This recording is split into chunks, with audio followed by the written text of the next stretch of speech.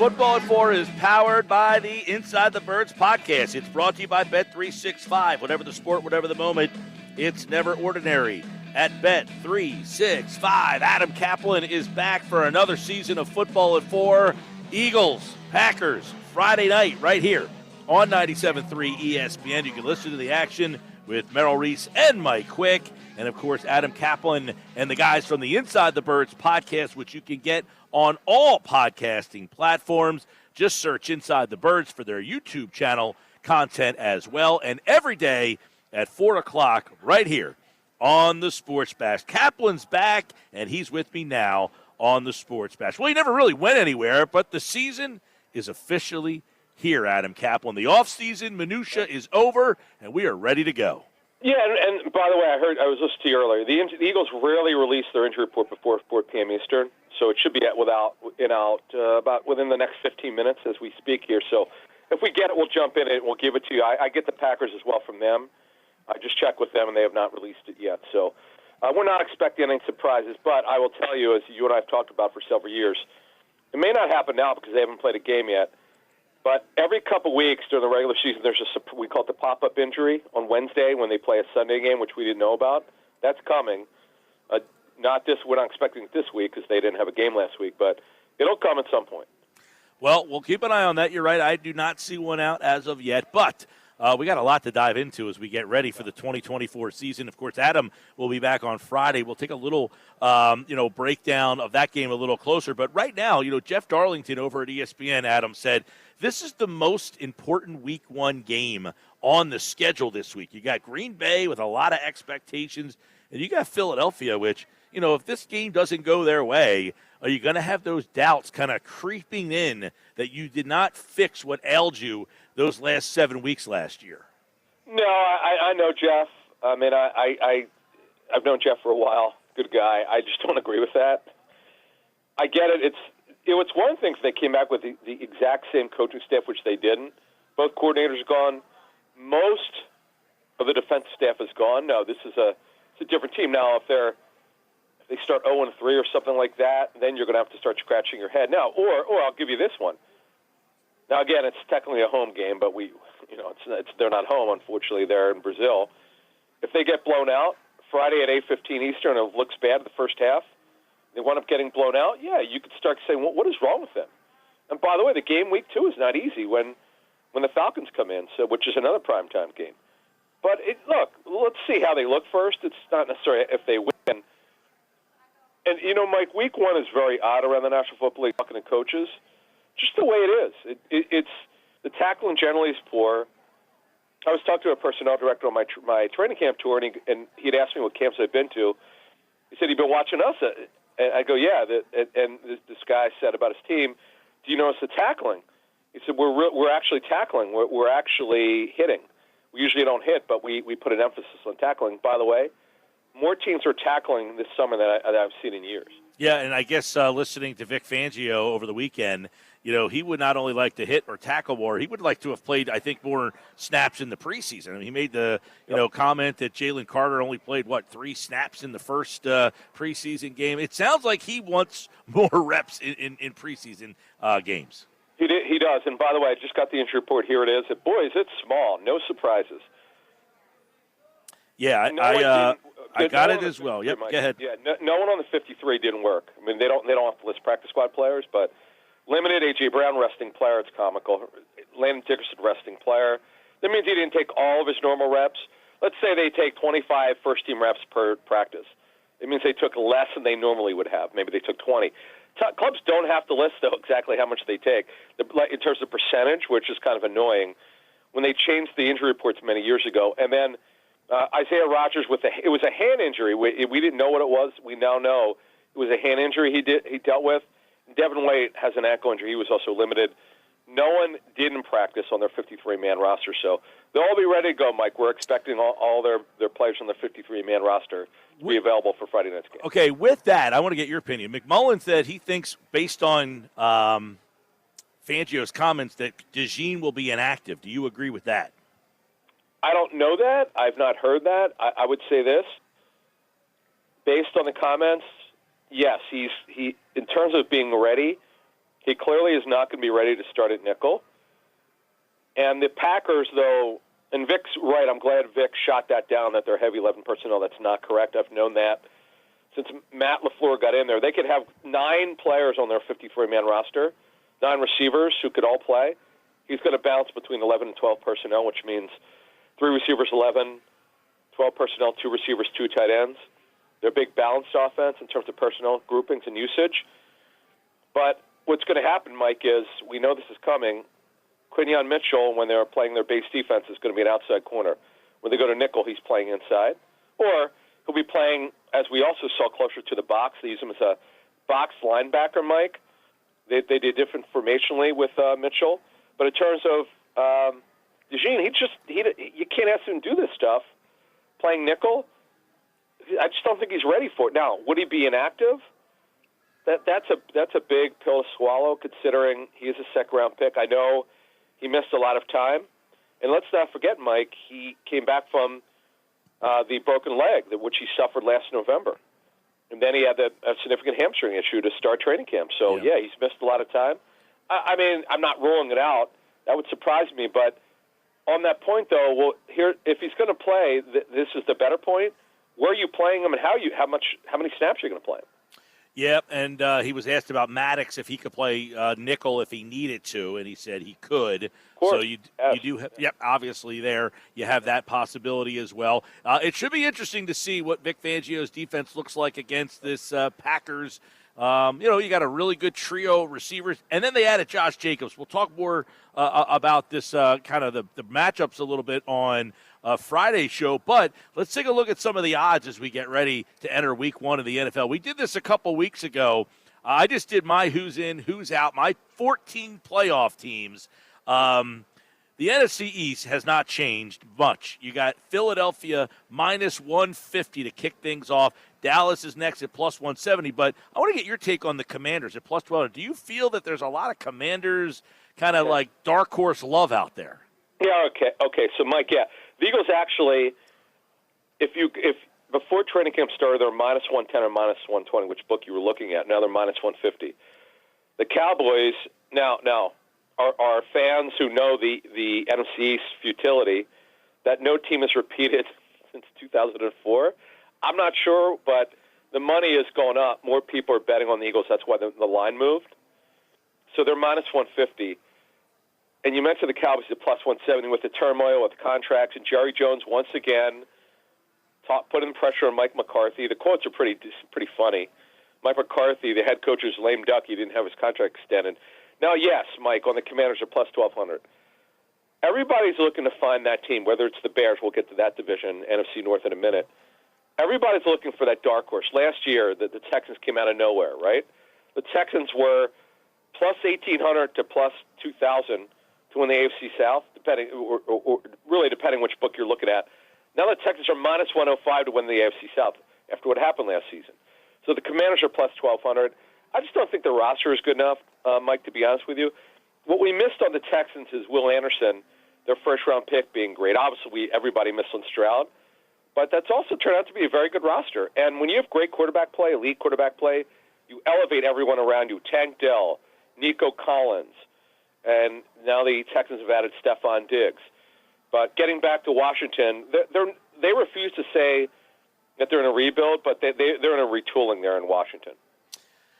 Plus 1,200 there in the Giants at the bottom, plus 2,000. The Eagles' opponent is the Packers. Plus 210. There's not a team that has minus odds in the North. Everybody you can win some bucks on. The Lions and the Packers are the top two. The Bears is that kind of third team, and the Vikings way at the bottom. But the Packers at plus 210, firmly one of the favorites in the North. All right, we're going to start at the bottom, the Vikings, because of J.J. McCarthy. You know, it's a shame, Mike. All the reporters are saying that Darnold would definitely start. That would not have been correct had McCarthy not gotten hurt. McCarthy, I'm told, over the final 2 weeks of training camp, really came on. He was phenomenal in the game that he got hurt against the Raiders. He played great. It's unfortunate. With the meniscus surgery, he had the full-blown repair. He's done for the season. You know, eventually Sam Darnold's going to play like the journeyman that he's been. Somebody's only 27 years old, but they're plus 1,000. Forget about them. The Bears are plus 325. That is the team, Mike, this year that everybody's on. They're plus 325 to win the division. Maybe if we have time Friday, we'll look at wild card teams. The Packers are plus 210. If you're looking for value, I like the Packers at plus 20. The Lions are now a little bit overrated. They're plus 130. I get it. They've been really good the last 2 seasons. After the decades of futility, and somehow they kept Ben Johnson, their offensive coordinator, who was by far the number 1 head coach candidate. He jolted the Commandos, Mike, at the altar. They wanted him badly, and he decided not to take the interview, man. That was bizarre. And boy, did the Lions get lucky. And they kept Aaron Glenn, their defense coordinator, so their coordinators are back, Mike. That's very important when you're really good. Their secondary, which started to get torched, they revamped their cornerback group. Gardner Johnson leaves the Lions. He's now starting for the Eagles. The only thing the Lions don't have is a good pass rush. That is my concern with the Lions. The South is interesting. I think the Falcons, they are the clear favorite now. A couple of weeks ago, this was a little tighter. Tampa Bay, they won a playoff game last year against Philadelphia, brought the whole team back. They got some continuity there, so they're plus 300. The Falcons are the clear favorite, though, at minus 140, and Philly will see them on Monday night in week 2. Yeah, so let's start at the bottom. Panthers are plus 1,200. I thought it would be it's crazy. The Giants are plus 2,000.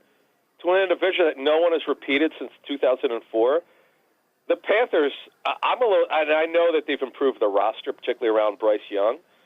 They're only plus 1,200. The Saints are plus 450. They are stuck in neutral, Mike. They're just so average. The Bucs, as you mentioned, won the division last season, and they blew out the Eagles, who were terrible when they lost 6 out of 7.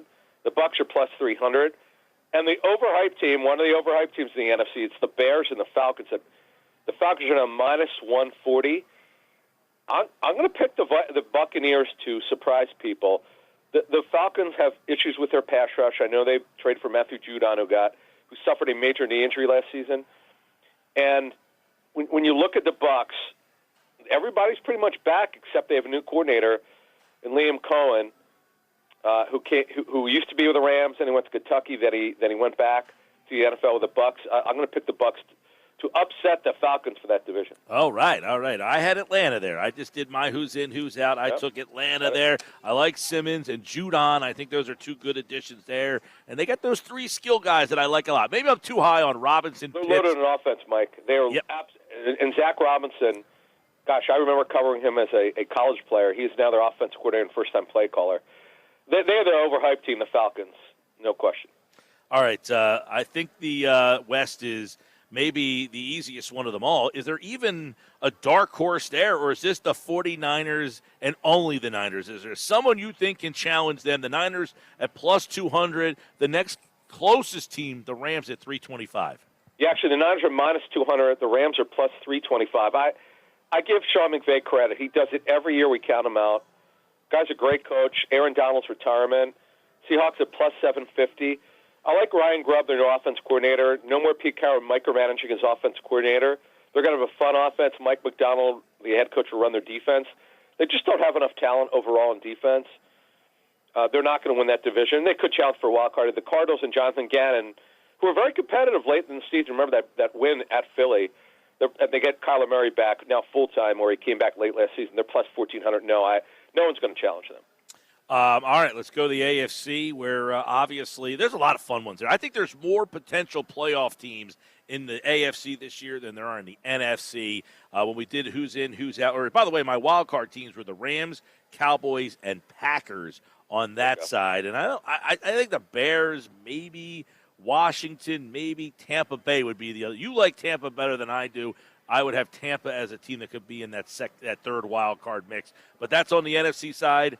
Let's go to the AFC. I took the Jets to win the AFC, plus 160. I'll win a couple bucks there. The Bills are right there. The Dolphins, too. That AFC East is going to be very interesting, probably all season.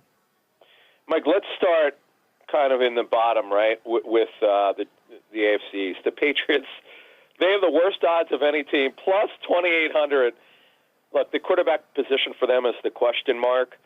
Drake May will not start. They're going to go with who we thought it would be, Jacoby Brissett. May will start a majority of the games.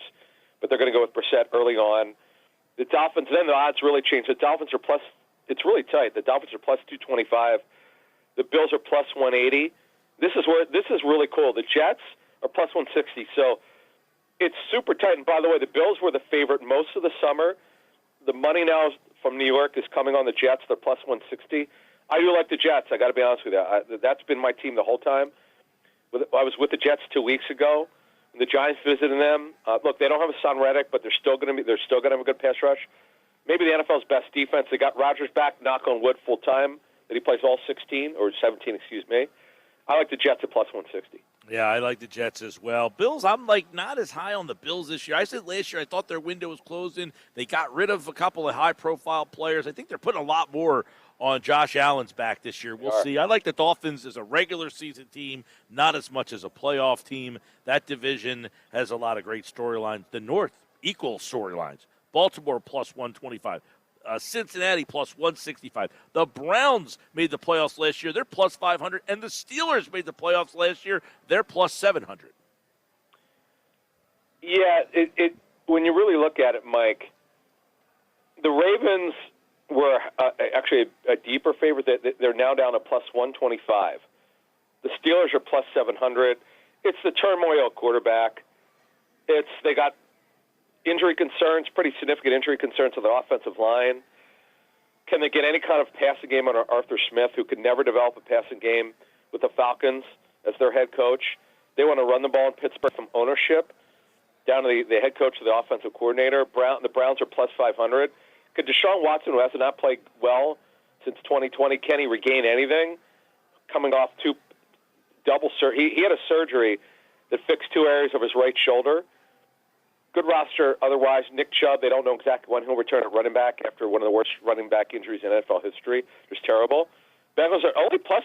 Mike, the tightness between the Bengals at plus 165 and the Ravens plus 125. Is Jamar Chase actually going to play without practicing training camp? They don't know that yet. So, Mike, right now I got with the Ravens.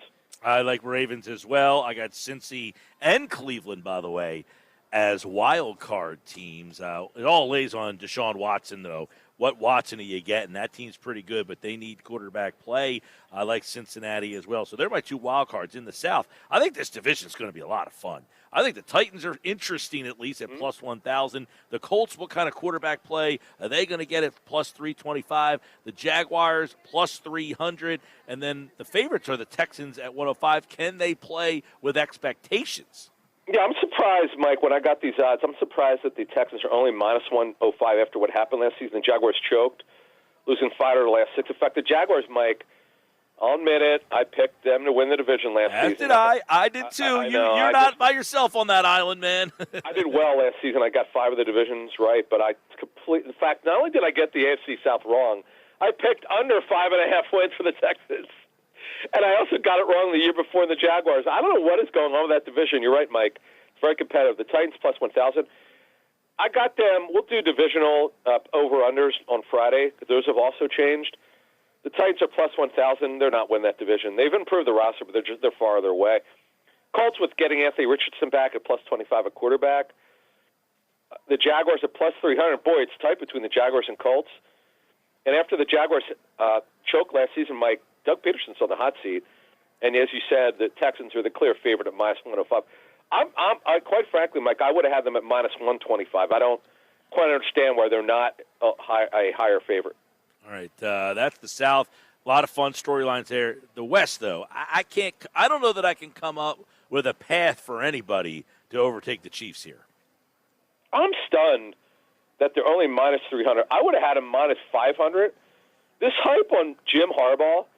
I know he's a great coach. University of San Diego changed their program. Stanford, they won there.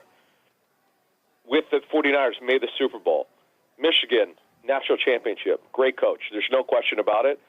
They're plus 375, Mike. The Chiefs are only minus 300. I guess the odds makers should protect themselves here. I don't know, man. I would have had them much higher. The Raiders are plus 1,100. Gardner Minshew will be their quarterback. The Broncos, nobody has any confidence in with Sean Payton plus 2,200. But I agree with you, Mike. The Chiefs are a shoo-in with that one. Yeah, minus 300 is that number now. As we mentioned, the Chargers plus 375. Denver all the way at the bottom at plus 2,200 to win there. Of course, that is long shot odds in the AFC West with their new quarterback. Bo Nix, they announced as the starting quarterback. The rookie is there. All right, Adam Caplan, football at 4. There you go. I did who's in, who's out. We took a look at that perspective from a betting standpoint. And then, of course, this Friday, we will take a closer look as the Eagles and the Packers kick it off Friday night in Brazil. And you can listen to the game right here on 97.3 ESPN. And I'm sure Inside the Birds this week, the podcast, the YouTube, the Patreon, you guys are going to keep killing it again this season, I'm sure. Appreciate it. Yeah, and we had Mike Quick on with us on Patreon. Oh, it was unbelievable. He gave some great intel from his notes from practices, and Todd Hermans, who did a chalk talk with us, former Eagles offensive lineman, who talked about the transition from going to tackle to guard, which is really difficult. Oh, and we got some big surprises coming up. Patreon.com/Inside the Birds. All right, check that out. And, of course, right here on Football at 4. Adam's back Friday. Moshe is here tomorrow. Thanks, buddy. Thank you.